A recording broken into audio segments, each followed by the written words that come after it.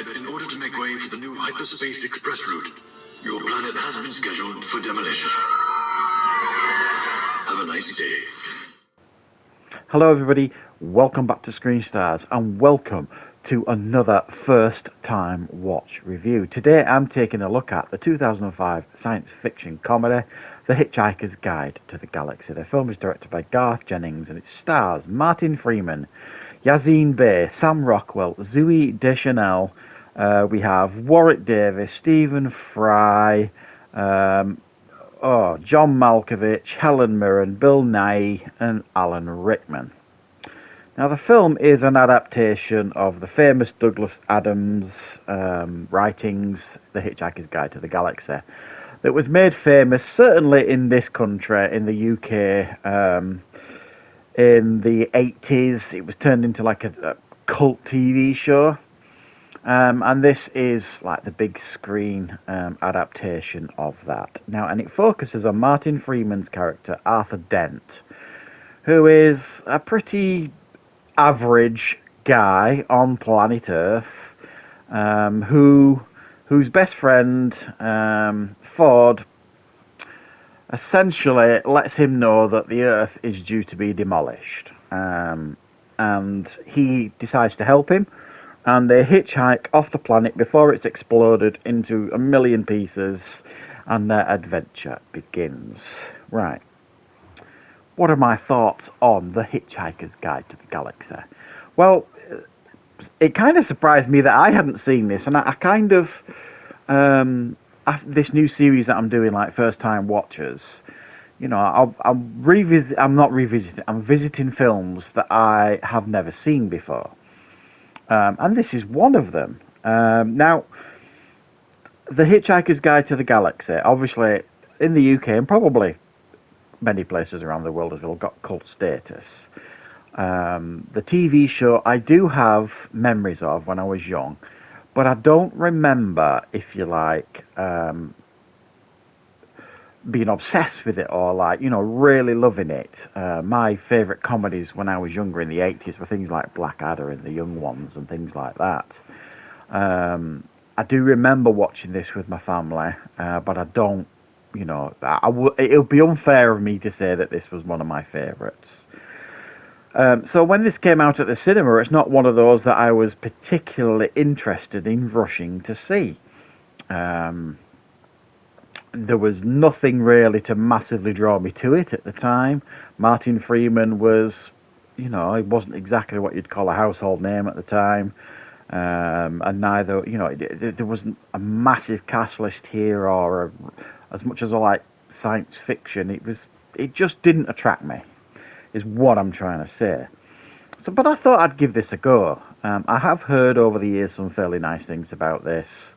And after watching it, I have to say, I thought this was, you know, for the most part, a pretty entertaining movie, with some very nice, funny moments in it. It's got a very good voiceover by Stephen Fry that kind of narrates us through the film and explains, you know, the different species and the different, you know, things that happen in The Hitchhiker's Guide to the Galaxy. I actually thought as well that Martin Freeman was excellent here as Arthur Dent. I thought he played him, you know, exactly how the character should be played. And Sam Rockwell, who I think is one of the most versatile actors working today. He can do anything. He can do comedy, he can do drama. He's got that new film coming out next year, directed by Matthew Vaughn, with Henry Cavill and John Cena, where it looks like he's doing action. You know, I've never seen anything that Sam Rockwell can't do. So he's definitely one of my favourite, most versatile actors. And he plays the president of the galaxy, I think he is. This two-headed strange guy that, you know, flies his ship. And he's pretty central to the story. But the main core of this story essentially is a love story, I suppose you could say. It's, you know, Arthur meets this girl on Earth, played by Zooey Deschanel, Trillian. She's very adventurous, she's very outgoing, she's the complete opposite of Arthur. And he thinks he's lost her forever when the Earth is destroyed. he ends up on this ship with Zaphod, played by Sam Rockwell, and she's actually there on the ship with him, which is a very nice surprise for Arthur, even though he's still a bit down that the Earth's been destroyed. But one of the things that certainly I do remember from the show in the 80s was the robot Marvin. Now, the Marvin is brought to life physically by Warwick Davis, who wears the suit, and it is voiced brilliantly by Alan Rickman, the late great Alan Rickman. And the thing that's so unique about Marvin is he's like a depressed robot, and it's just, he does it so well. He's absolutely the highlight of the film for me, and I always remember him being the highlight of the TV show as well. So they absolutely got that right. And it's a film with a very, very strong opening, and then it kind of, for me anyway, it kind of lost its way a little bit. It suffers from, and suffers quite greatly from, trying to dilute the writings of Douglas Adams into a 2-hour film, not even 2 hours. And it suffers because of it. Whereas with the TV show, you can explore these things more deeply. And this is clearly, I think, something that would be better suited as a TV show.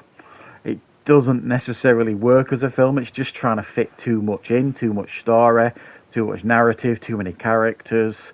And it just, it feels like they've tried to put too much into this, you know.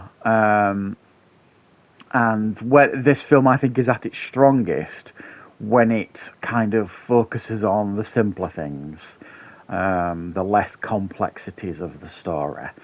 So I thought it had definitely a very strong opening here, and I quite enjoyed the ending as well. It's the stuff in the middle at times, other than some high points, like when they land on the planet and every time you have a thought, you get slapped in the face. And a few other bits and pieces. It kind of feels a bit messy and muddled in the middle, kind of loses its direction a little bit. But, you know, I'm not going to lie, I had a pretty good time watching this, and I'm glad I've checked it out and watched it now.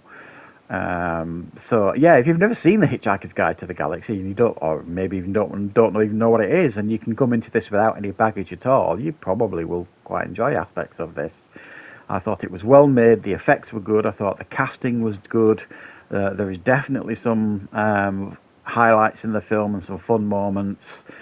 Like I say, I think it just gets a little bit messy and loses its way a little bit. But yeah, thank you very much for watching, guys. I will be back, of course, on the channel with loads more content as well as first time watch reviews as well coming up. So thank you very much for joining me.